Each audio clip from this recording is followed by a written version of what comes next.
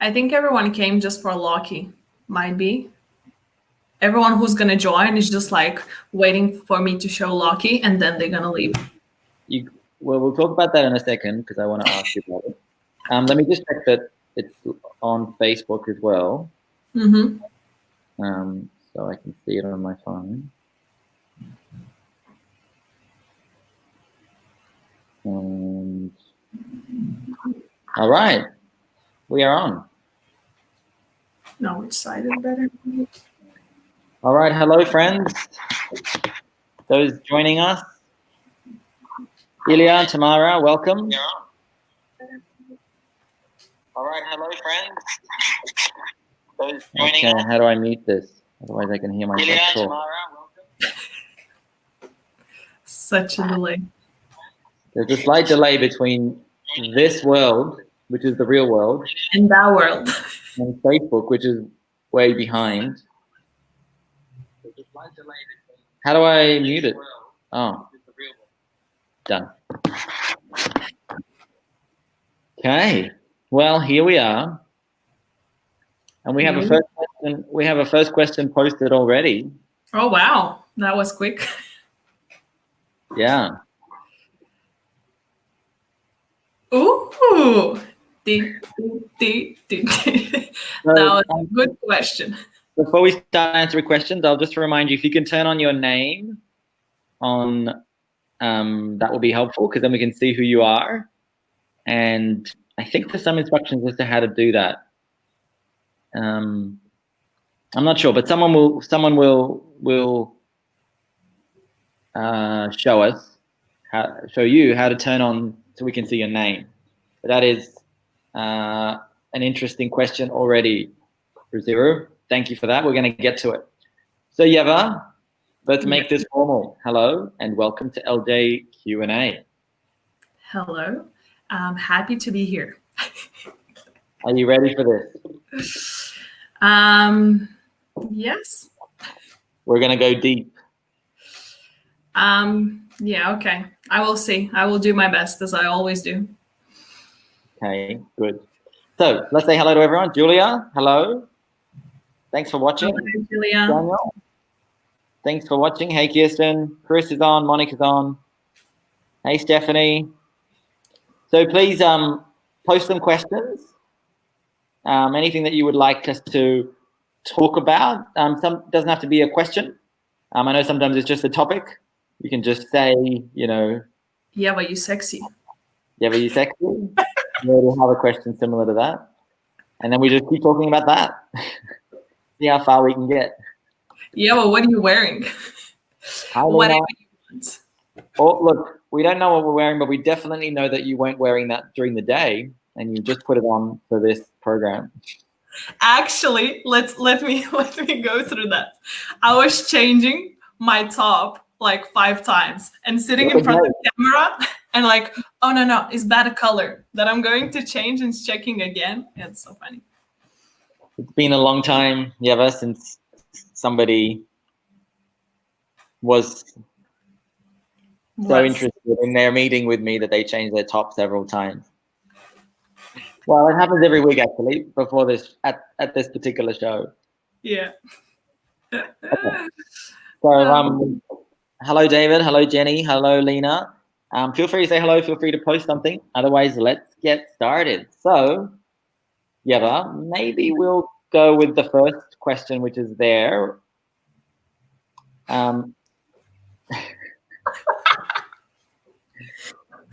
So the question really is to do with how to develop more height. How to develop height. Yeah. I don't know if it's a real thing, but you know, when I was in the school, they told me that if you're hanging on something, I don't know how to call that thing, if you're hanging for a long time, you can get taller. So that was I think it was from my one of the I've heard that. Yeah, so you just hang like on a bar. So Chris, you can hang on a bar. Alternatively, bivasdance.com.au, you can increase your height that way. Yeah. With practice, of course. Hello, Nat, Lee. Hello, Michelle. Hello, Adrian. How are you guys? Yes, Kirsten, for sure. Try that. Feel free to try Ieva's or feel free to try my method. Okay. Yes. Okay, and let's go to the next question, which is tell us about your background and your training. Maybe I'm going to split that. I'm gonna hijack your question, Kirsten. Split that into a couple of questions, which maybe we'll start with dancing. Apparently. Right, and we might talk about your childhood dancing years. How I'm always curious, like, how did you get started? Was this in your family? Is this something that your family made you do? Did your mom say you're going to this class? Did you want to do it? Were you a child that was like forced to go to dance classes, or did you just love it and want to dance? Maybe talk about that for a minute. Okay, for a minute. Okay, I will count. So, okay, so starting from the beginning, so probably I was a very active child. So I did a lot of stuff. For example, starting from drawing classes, piano classes, dancing classes, and other like full amount singing classes. Oh. I was a singer for a while. You're giving away the surprise. So guys, if you stick around to the end, yeah, we're going to sing. We've allocated a section of the Q&A to a rendition of my favorite song. Yeah, so you wouldn't want to hear that, but you can stick there for the end. Yeah, and I was very active. I did a lot of activities, a lot of went to a lot of different had a lot of different hobbies, but I never was like very into it in any of them. Like I did that, but it was more like to make me busy. That's probably my mom's purpose. Yeah, so not just stick in the yard or go with the friends, just to be busy. And then when my mom actually asked me, like, what do you would like to choose? I always went so much into dancing. No one forced me, never. I always wanted to dance so much. I don't know if the child can want to do that, something like that so much by his choice, but not forced. I don't know, but I really was into it. And yeah, when they allowed me, I was 100%, 150. And I always didn't like, if I'm sick, the first thing what I'm gonna do, I'm not going to school, but I'm going to dance. This is my like, but can I go to dance classes? Can I stay at home for the whole day? But after, can I go to dance classes? So yeah, I wasn't never forced. It was my decision. I really love dancing, and that's probably how it started.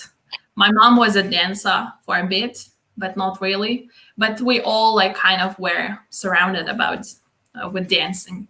We dance all the time. And yeah, that's how I started. Okay. Okay. So maybe we'll go to one of these questions, and I might jump around, and then we'll come back to your story a little bit, because we wanna get to that. So when you started dancing, what dance styles did you start dancing? Was it like ballet, or did you go straight into ballroom? I started with the ballroom when I was 5 years old, so it's early age, yeah. But at the same time, I had at school. What? All good? It's early. Compared to the rest of us, it's very early. So, yeah. So, but also at the school, I had this different dances, which is more, how you call them in English? It's culture dances. Yeah. So we had it at school. Traditional Lithuanian dances. Yeah. So it's kind of, we've been forced to do that. It's like our country dance. So you have to know how to do it. So that was also, they went together. But of course, I was like, well, whatever. I'm dancing ballroom, so I'm much better than to do this kind of thing. Like, what are you guys doing here? Like, I'm doing ballroom and you're doing whatever. So that's how pretty much I saw it. And yeah, ballroom dancing, it was like, yeah. So ballroom dancing, I started from early age. And what would be your, like, when you start something like ballroom, or when people start karate when they're a child and they do it their whole life, no matter what they do later, like that's always what stays with you. That's kind of always like who you are. You're that person, because in your own mind, you are that person throughout your life, Yeah. But now that you're not particularly as involved in the ballroom dance world, how do you feel now? Do you still see yourself as a ballroom dancer, or do you see yourself as someone that used to do ballroom, but now you've grown up and doing other things? Yeah, definitely. As the second one, I used to dance, and now I feel in different level. Not like, different mindset. Maybe that's the right word to say. But like when I needed to leave ballroom dancing, it was when I was in 12th grade. I was crying so much. I thought that I lost something very big because it was part of my life. Like, it took such a big part of my life that I didn't have weekends. I didn't have weekdays. Like, every day from 6 till 8, you have a training rehearsal. Then every weekend you have or camp, or you have competition, or you're going somewhere to train with other instructors, other famous people. You're always somewhere. So pretty much it was both of my mom and my activity, because she was my makeup artist, she was my hairdresser, she was my costume maker. Not she haven't made costumes, but she was all ideas. So it was both of our activity. Okay. So, but now, yeah, I feel that I grown up from there, but it's always in my heart. So that's where I feel that who I am, I am a ballroom girl, but on top of that, there is my experience, the other stuff that I have. So I always gonna have it, but yeah. Okay. Well, we might go to some of the questions from the audience. Yes. So, okay, so I'm going to combine two questions into one, and that is, how and why did you come to Australia? Okay, so how and why? Okay, so I was about to finish my studies, and what happened that I thought that both my boyfriend and me were about to change something. And we thought, like, why not? Why not to do it now? Wait. You have a boyfriend? Can you delete that or no? We're gonna cut that for other people. Carry on, Ieva. So yeah, I came with him. So it's a little bit upsetting. But so yeah, so we came here. We decided to come here because we didn't have any responsibilities. We didn't have kind of like children, nothing. Like, you're on your own. You can do whatever you want. So we thought this is the best time. And actually, the Australia was just the third option. So first of all, we wanted to go to Canada. Why Canada? I don't know. But it was kind of like a game. So you can get visa. So you're not, you don't know, you're gonna get it or not. So I got it. My boyfriend didn't. So we're not going there. Another option was New Zealand. And we didn't went there because it was later on. So we needed to wait longer to apply for New Zealand, and we were like, whatever, we are not going there. And then Australia was the third option. It was like, maybe, okay, whatever. And we decided to come here, and it was actually the best options because I could be a student again, which gives me which gives me a paper, which gives me a kind of certificate where I can use it later on in Australia in the same industry, in dance industry. So I thought like this is the best. Yeah. You know, and yeah, so that's why, what probably answer, I don't know. Fix me if I didn't answer. I think that answers how and why. Assuming how referred to the logistics in terms of visa rather than by boat or by plane. We'll just assume you came by plane. And so how long ago was that? Put it into context. You are how old now? 25. Yes, 25. It wasn't my best birthday. Do you want to check your documents? Were you trying to remember what age you really are versus the age that you tell people? So I am, no, it's a perfect age. 25. And when did you come here? How long ago? 2.5 years ago. Okay. So it was straight after, studies. But yeah, I don't know. It was very, very hard time coming here, and yeah, it was difficult. Speaking of that, so maybe we'll go to this question, which seems like it's the right time for it. What has been the most challenging aspect of becoming a dance teacher in Australia? So I would say that it's always hard to change something.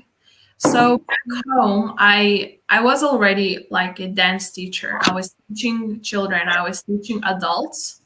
I couldn't like be very good at that because I just finished my studies. So I was just starting. But you know, you're already getting used to how you would teach. In the whole study time, we had so much times to go, like to work with the children, practical sessions. Yeah. So, and you know, language is the biggest thing. You know how to talk with children. You have so many theory classes, like teachers telling you, use those words, like all that stuff. So you're trying to develop your language.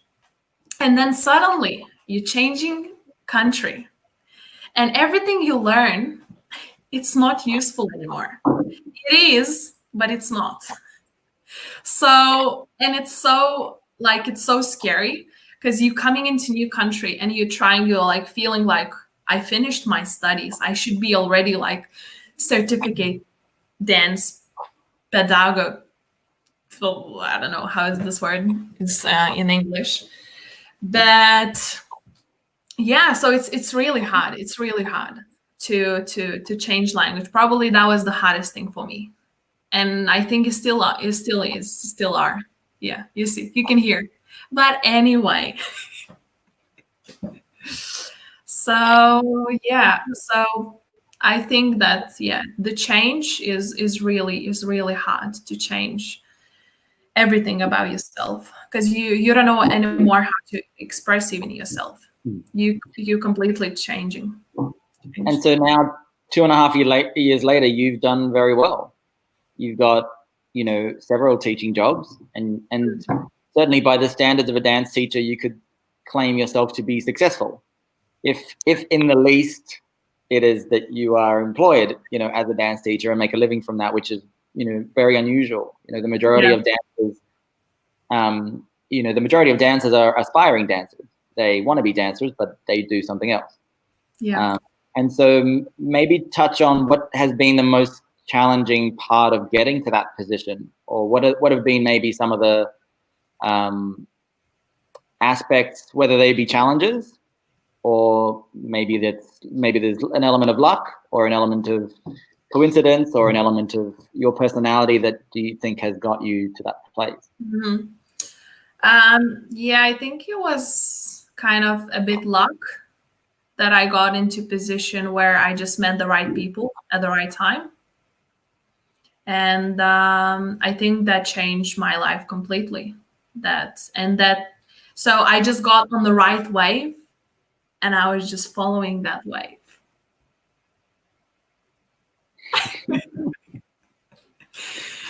Yeah, I think that's because, like, look, I've been working in a hospitality for a year more, and I was doing all extra jobs.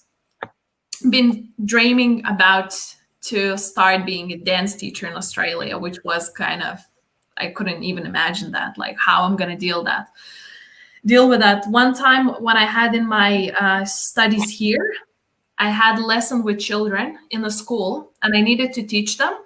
So after that, I said I never gonna teach children because they are monsters. I can't understand them.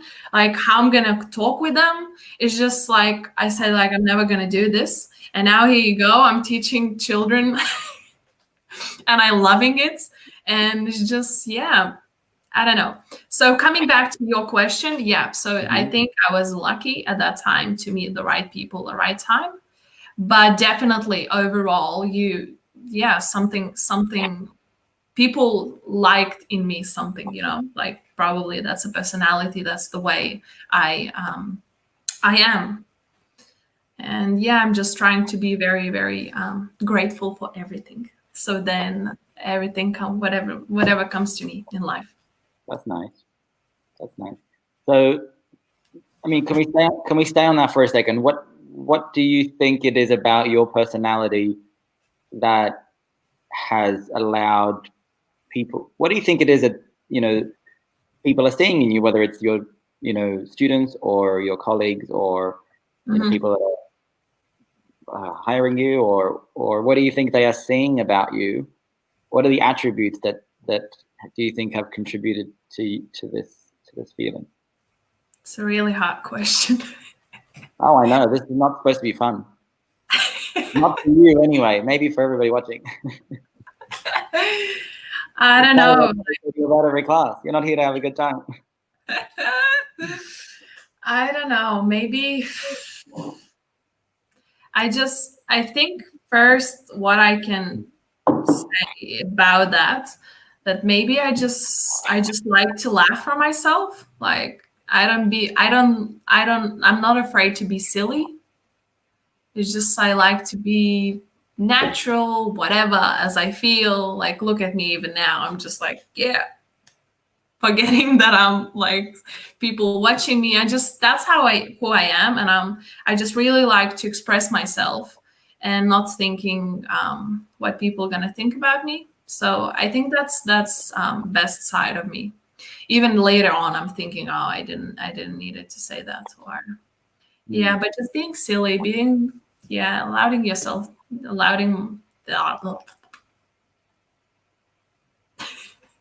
It's a really hard question. I shouldn't be answering to that. Someone else should be answering to that. Look, but I think, and you're young in a good way, and it's worthwhile to continue to reflect on that though, and everybody else is as well, whether it's in relation to their own jobs and their own careers. Yeah. Certainly, I know. At the beginning, it can seem like that, especially when you're young. It kind of feels like luck and feels like, it's just me and it's just the way I am and it's just the way it happened. But of course, as time goes on and that happens multiple times, you realize that luck has a broader definition. It's something about, you as a person that you do, or a feeling that you create, or whatever it might be, but it's something. And so I think it's definitely hard to reflect on for you, but as you do that over time, you'll probably find that it's your biggest asset. It's quite solid and it's quite definable. It's just hard to put into words. Yeah. So, and look, if I can speak from my side, I think what you said is true. Like you're more than just kind of being yourself. I think that's true. You are being yourself and you're being silly, and that's a nice way, I think, for people to relate to. But I think you perhaps are, allow yourself to be vulnerable with other people, and that makes you relatable.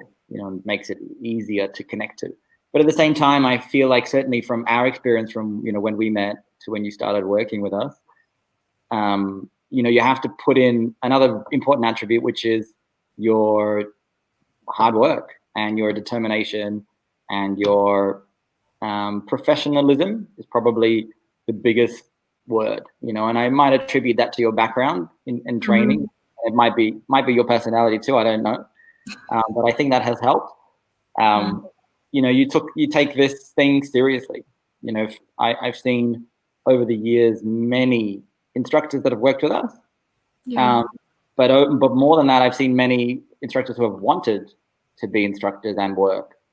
And, you know, majority of the time it hasn't worked out for them. Yeah. And I think, you know, something that I saw in you was that. And very quickly you proved it. You know, it wasn't a guess.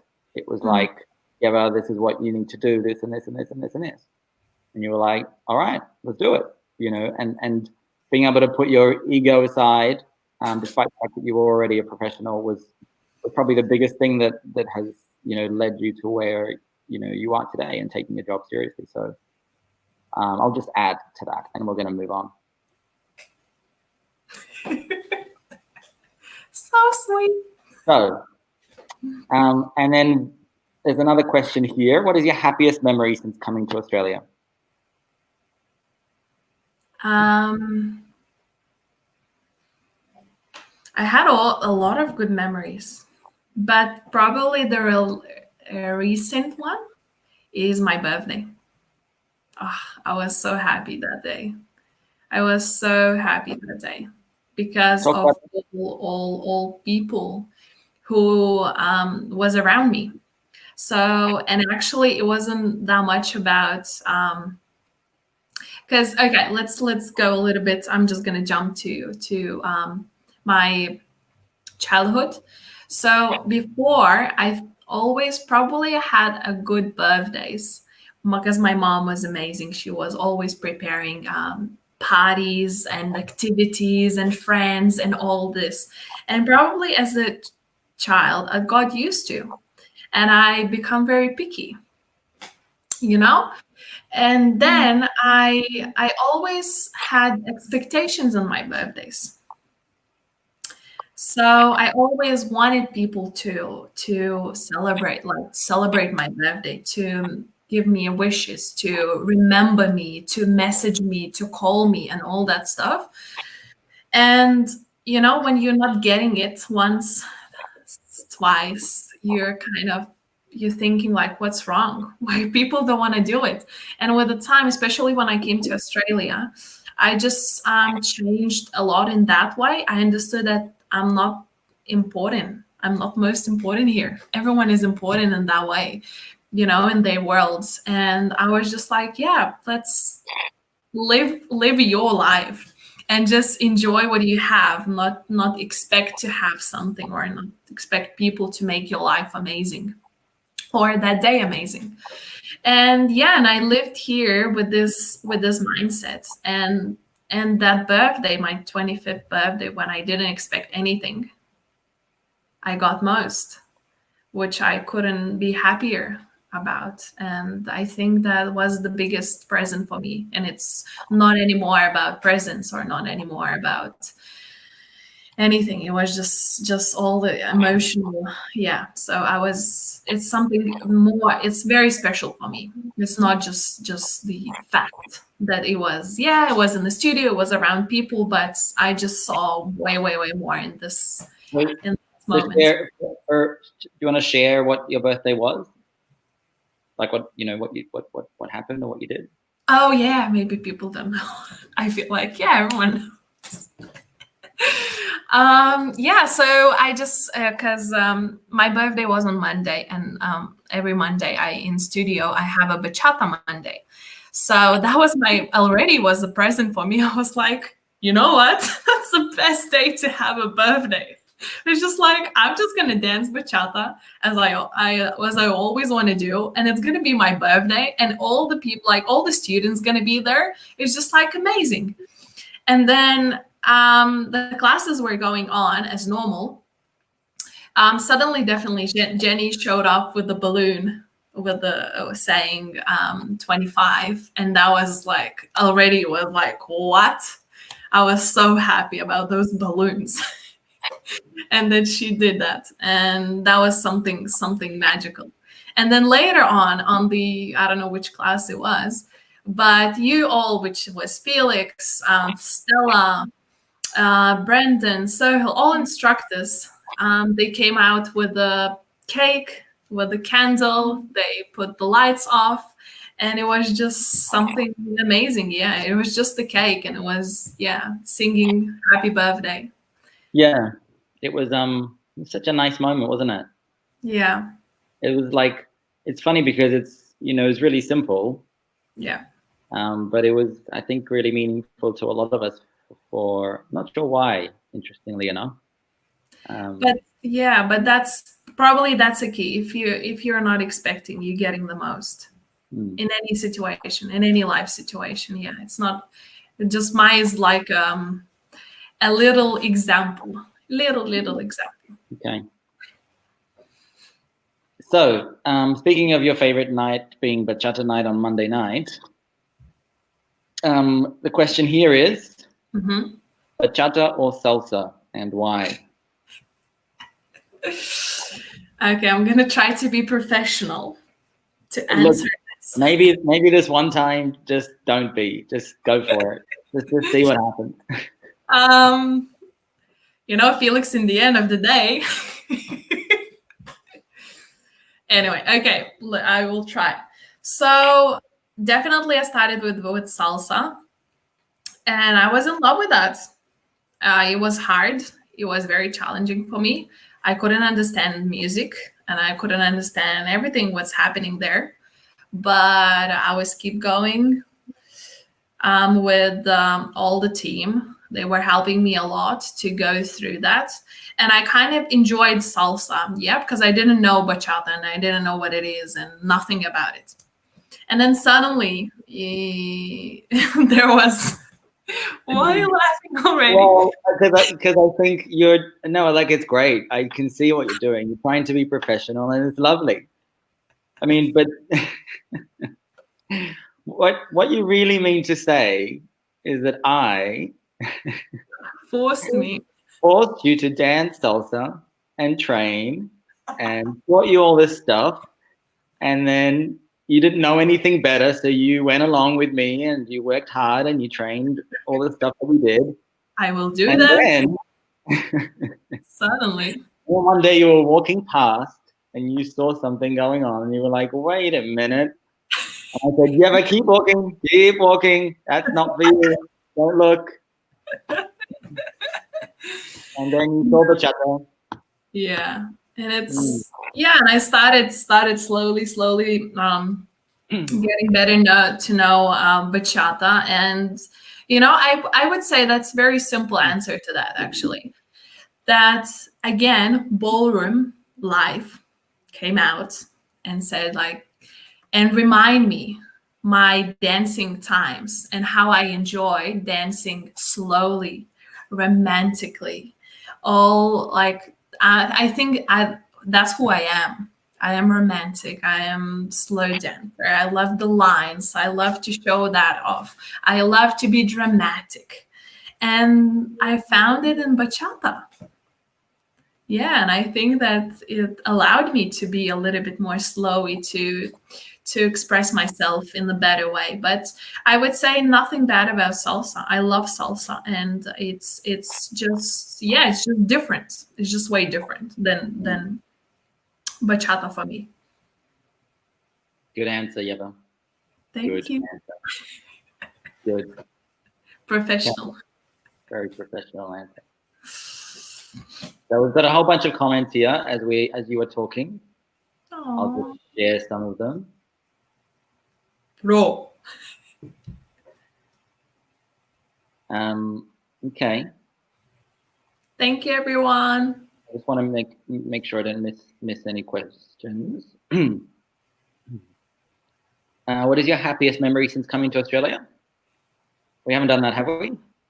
We're done. I said it was my birthday. We did do that. Actually, yeah, okay. Go back? No, keep going. What are you going to say? The dog, aren't you? I wanted to mention other thing, but I don't want to mention now because I would love to hear it. What's the other happiest memory you've got? Lucky.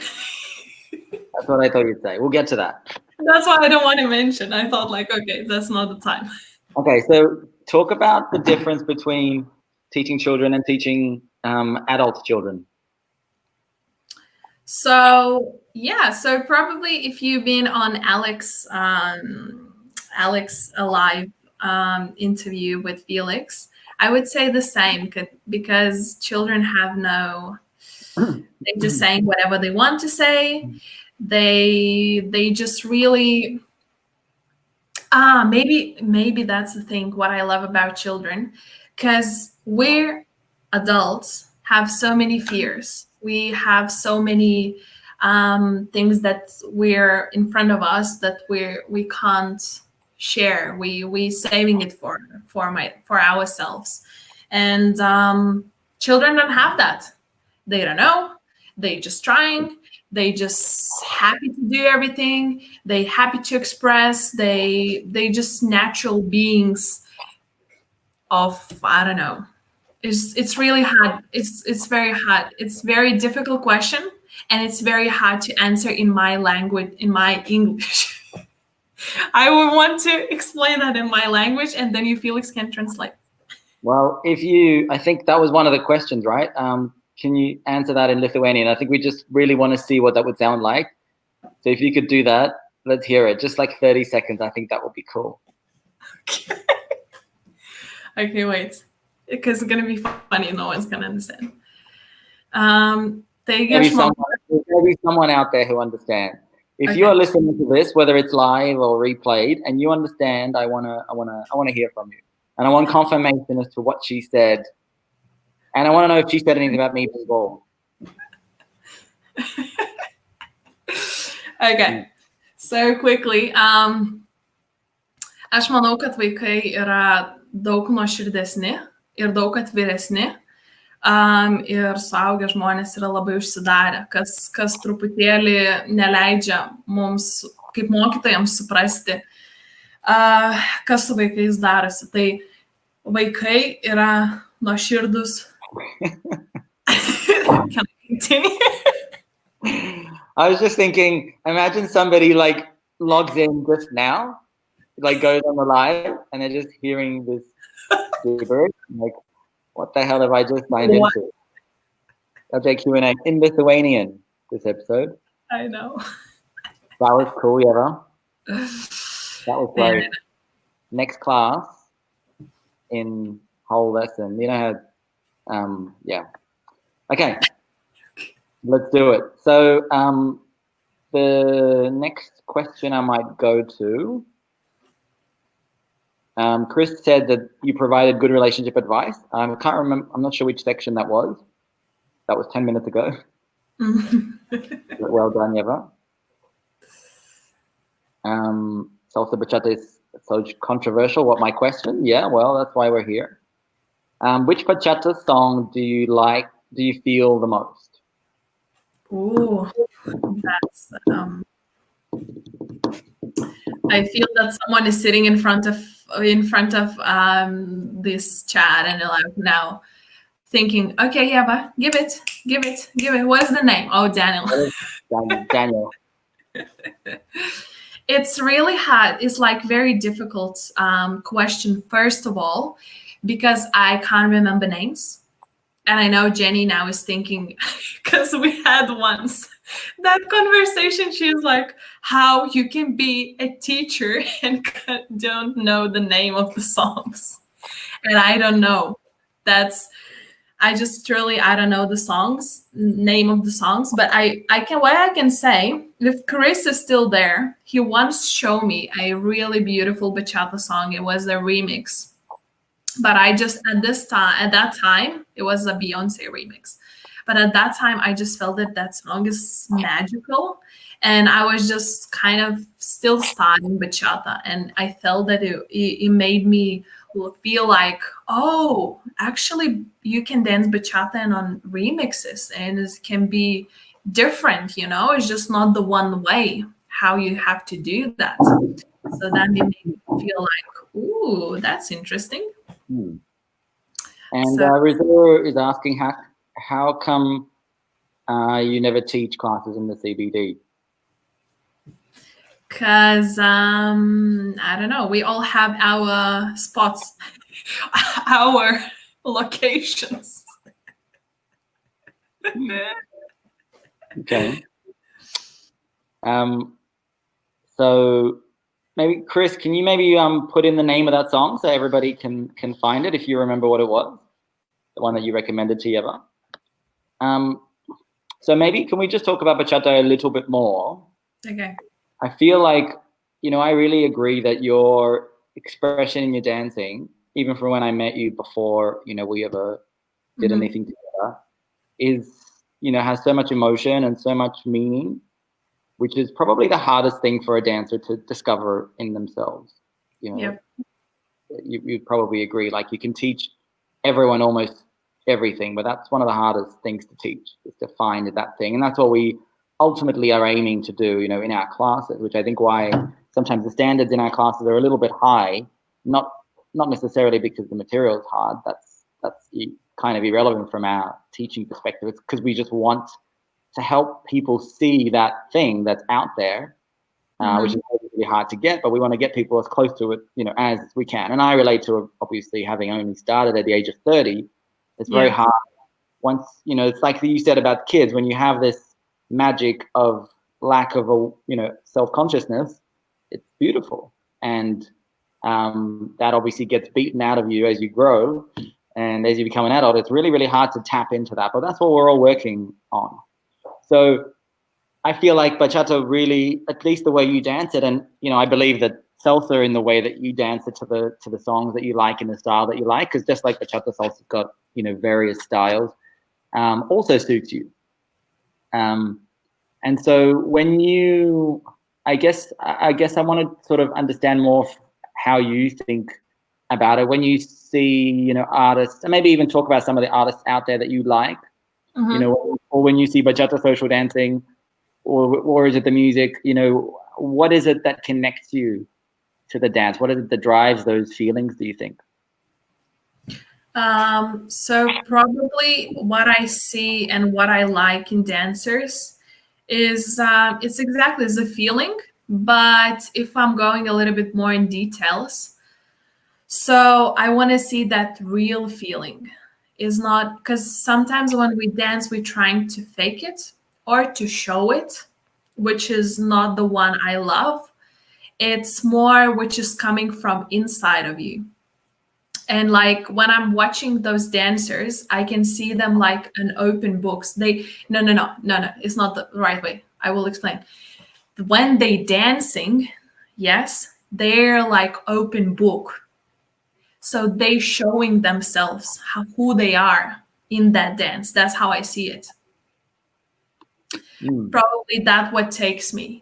So, because look, if you're, for example, if you're an artist and you're doing it every day for a lot of people, and this is your job, it's really hard to keep it going, to make every dance special, because it's your job in the end of the day. But I really respect those artists who are truly doing it every single dance. Because they love it. It's not part of how to make money. It's part of who they are. So, and I can see that very, very well. Because out there now is so many artists, is so many people who doing it. Yep. And sometimes it's just really hard to understand, like not understand. Anyway, it's so many of people there. But I have few people who I really love, and I believe that they're really, really great artists, and I love how they're doing it, and they in the scene for ages, and but it's not even about that, because then I can't talk about myself because I'm just new. I'm a baby in the scene. And so if we take, so from your baby position, let's say by the time you're 30, what would you like to have happened in your dance experience, whatever that may mean, whether it's career-wise or dancing, personal-wise or anything, what would you like to have happened that if you look back, that you would be really happy about? Like if you think about you at age 30, what would make you proud of yourself that you would do over the next 5 years?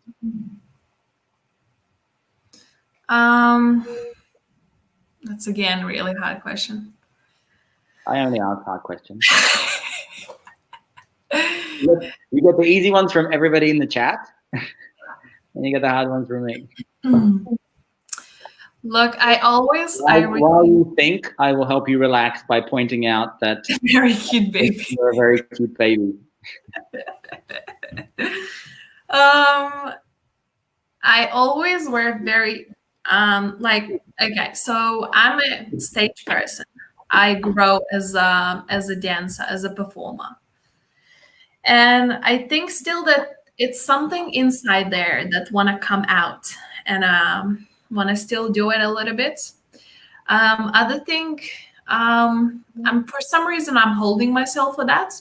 I don't know again why it is like this, but I always wanted to perform in the theater, but it's more about. It was more about contemporary style. So it's not bachata and not salsa, but you always can make it. But I always wanted to be in the theater for have no idea why. But I just love the atmosphere. I just love the coziness. I love the lights, and it's just everything about it. And yeah, I had that dream. So maybe I would like to be a little bit like, I don't know, doing some. Okay. I have heard your message loud and clear. Let me see what I can do. Yeah, so probably, I don't know, I would be happy. I would get Ieva into the theater, onto a stage, opera house stage. Oh my God. Can you believe? How good would that be? Wow. Alex is saying that you and him danced in front of 2,500 people last year and you're still not happy.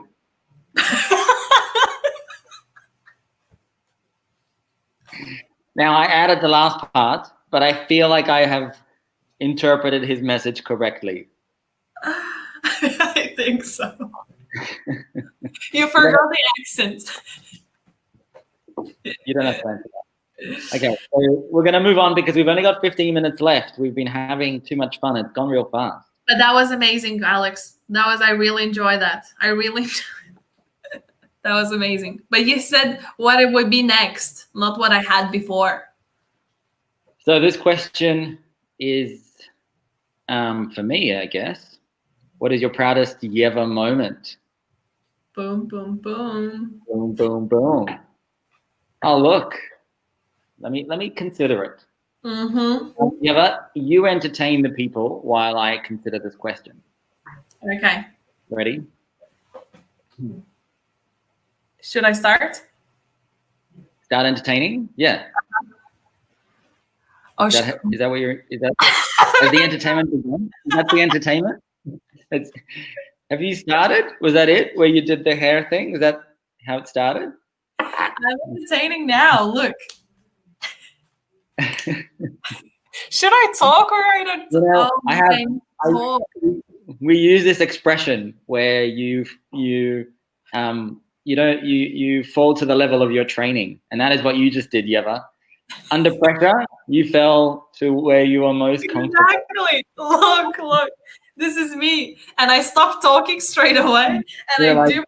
Entertaining I can do. Look, I've had a lot of proud Ieva moments. I think Ieva overall as a product of where she is now. How long have we known each other? Product. It's 2 years.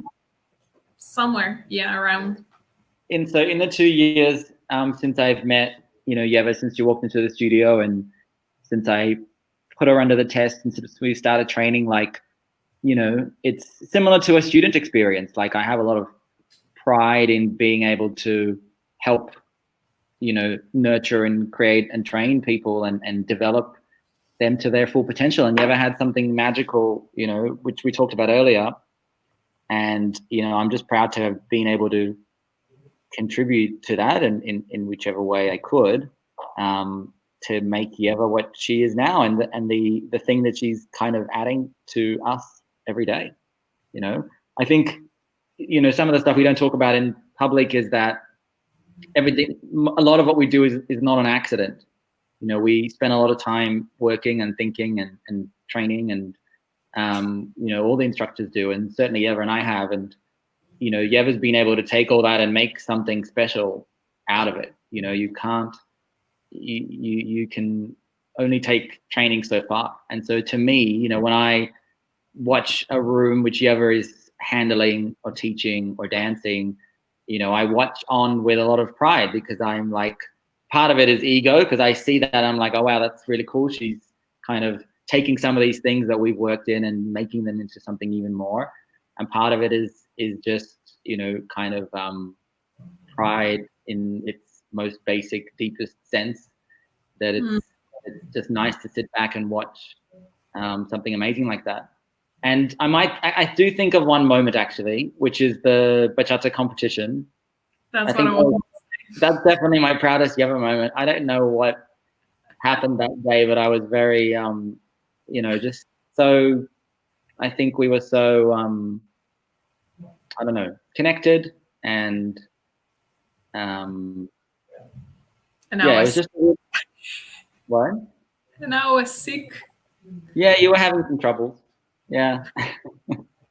But, despite all that was happening backstage, which people may not know about or see, I don't know, I do know it was a really special experience for us. Maybe also because probably the first competition that we kind of partook in together.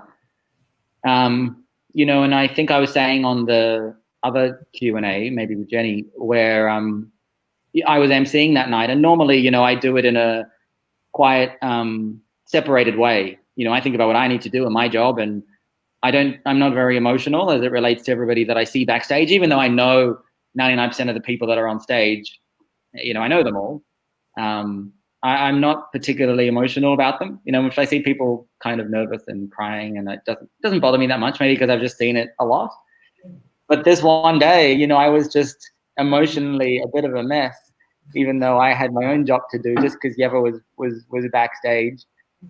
So, and I think as a team, we also had a very special moment when we were celebrating you, when everybody thought that you had won, even though you didn't. Because the way we were celebrating was like, you guys came first. And I think that just was kind of if I had to define our whole school and this whole movement and everything that I ever wanted since I started this into one moment, that would definitely be it. It was just such a beautiful night. And that there's that photo, which I hope I posted the other day, which was that moment. It was so cool. And, for me, that's an amazing moment. And, the cool thing is, I know, there's more to come. Every day we walk into the studio, we have amazing moments. And that's the approach that we take, certainly, Ieva and I. And that's where I really respect the professionalism, is we take our job seriously. And we are there to have an incredible experience with everyone. And that's kind of the mindset and the, emotional state that we come into it with. And that just so for me, as we all think about coming back, I'm just excited for so many more of these types of situations to come. Mm-hmm. So true. Moving on. Any comments, Ieva, before I find the next question? No, yeah, you was just talking, and that performance was in my head. I was just thinking about it, and it's like, it was just crazy, I just did that, and I have no idea what I'm gonna do, what it's all about, and I just need to dance different partners, and I felt like a lot of expectations, which was hard to handle because of my background, but particularly I wasn't very amazing in bachata. Again, I was still starting, still doing, still learning, and in that process. in the hard work process. Yeah, so that was big night for me too. And I think, and we'll move on after this. We might go over 5 minutes. But again, for me, like I used to be in the fighting industry, in those sort of sports, and so I've been to a lot of events, a lot of competitions, whether I partook in them or not, like with teams, and just a lot over the years. And I think it reminded me of that a little bit, because it's like I know those competitions.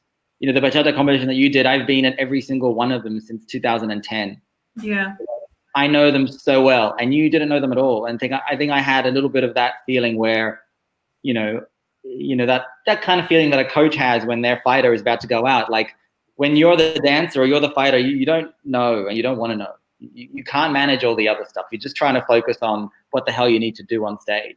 And it's up to and it's really about having, good people in your corner who are looking after everything else, looking after your health and thinking about all the things that you don't want to think about. And I think for, in some weird situation, it really kind of resonated with me that moment. Who is your favorite partner? Is an Alex question. It actually is not Alex. But you go. Okay. I'm gonna again go a little bit into, anyway. So I would say that every partner is very special for me, because I just find different things in them. And I feel that different partners allowed me also to do different stuff.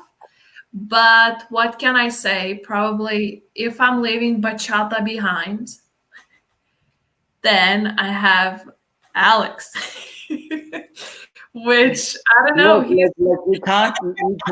If I eliminate the other 16 people, I come to the one person, which is Alex. Okay. So for real, let me give you the confidence to tell the truth, because Alex didn't say Ieva. Okay. Yeah, that's it. So you can tell the truth as well. No, I would say back to the days, I had amazing partners too, and they all were different. Some of them were better. Some of them, like meaning better, I had that our connection was better. And I think it's really, really hard when you have a couple dancing. It's just like crazy hard to fit together, because you're gonna spend every day and every hour together. And when you remember, you're just a child, you're children, you're like your age, and you have to be together all the time. So I had that one partner with which we fitted perfectly, or our personalities, but we didn't get the best results. And I had partners before where it was disaster. We couldn't fit together when we were dancing. As a friends, yes. Out of the stage, yes, we were amazing. So whenever we dancing on the stage, we're like hating each other. And then after we finish the dance and we both going to the different sides, we can't even look to each other. So that was crazy, but we did the best results with him.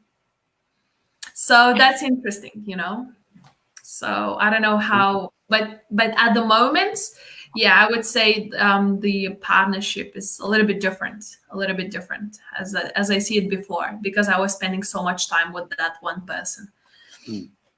And maybe we take that question into a more sort of practical form in terms of social dance partnerships.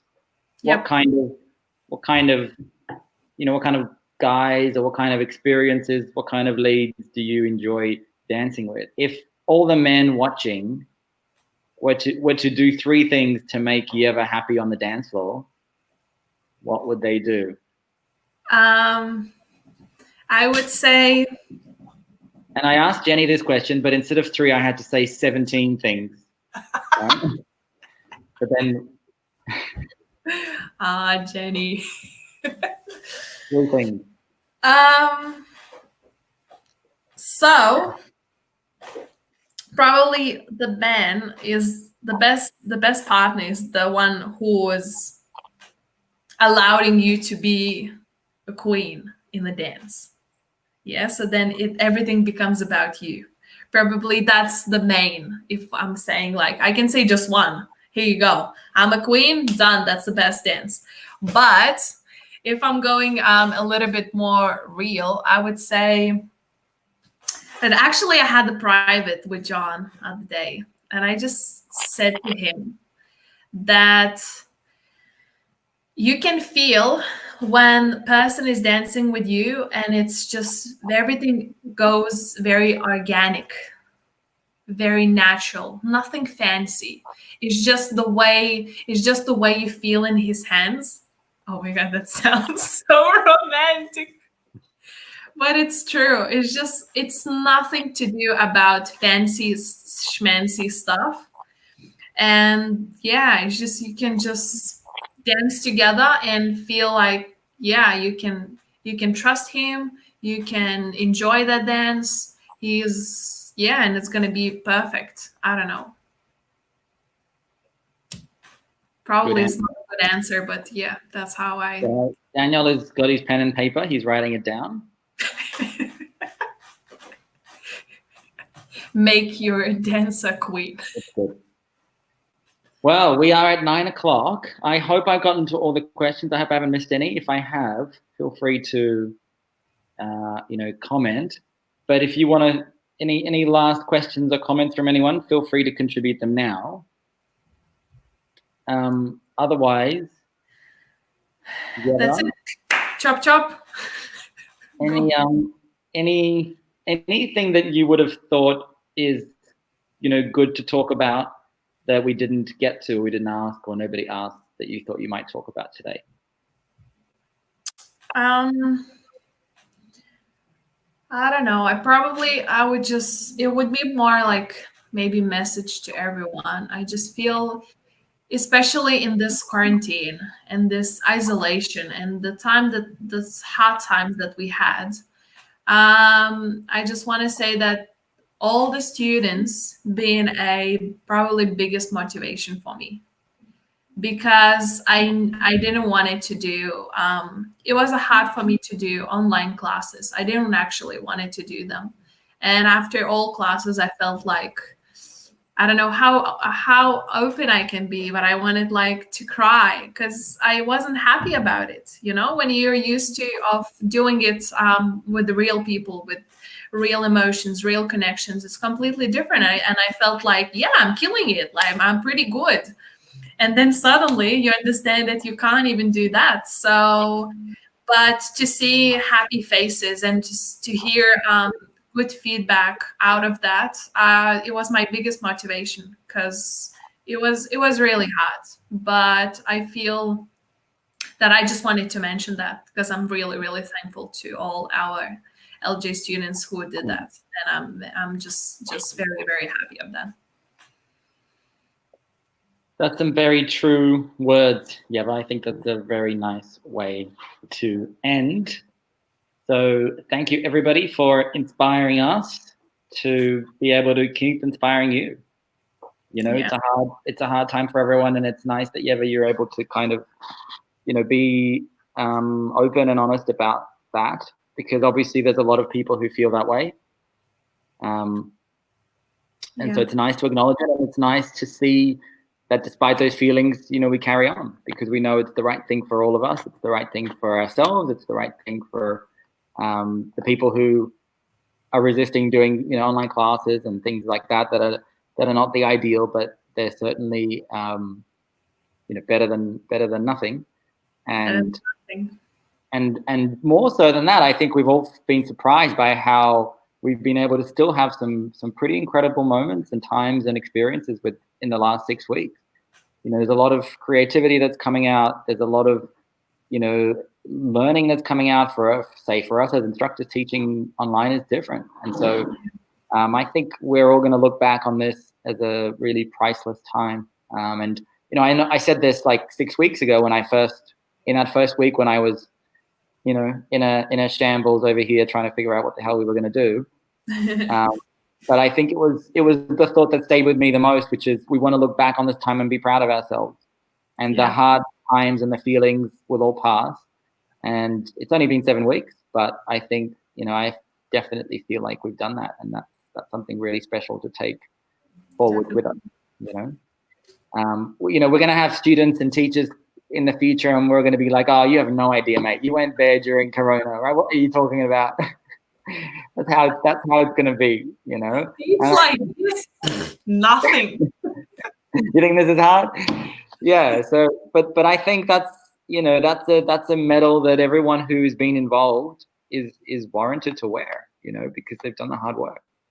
So on that note, we might leave it there. So thank you so much, Ieva. This has been a really cool experience to be able to talk in this format, which is different to my car and cafes and places we normally talk. It's completely different.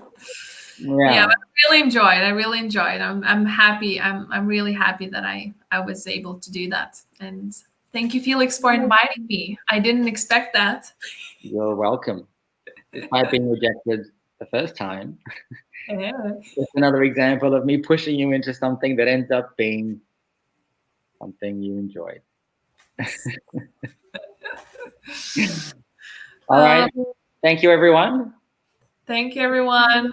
I'll see you next week for LJ Q&A at 8 o'clock. Good night. Enjoy.